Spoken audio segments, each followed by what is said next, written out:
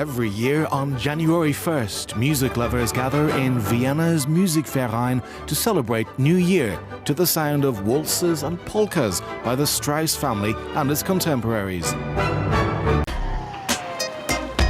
At these research facilities in Berlin, scientists dream of allowing us to produce our own energy while we walk. So they've combined very different nanomaterials into so-called energy harvesters. They've been designed to create energy out of, for instance, the movement of your feet. This mirror's reflective surface is a touchscreen interface which allows the user to interact with a computer system fitted with multispectral cameras, a 3D scanner and a breath analyzer. A face recognition system automatically identifies the user.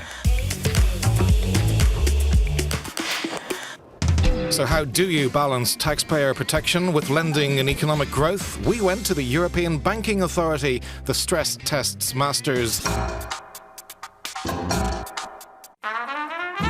By 2060, Europeans will have more babies than today, but it won't be enough to make up for male babies living longer as well as females. Solving the city's critical issues is key in its investment plan.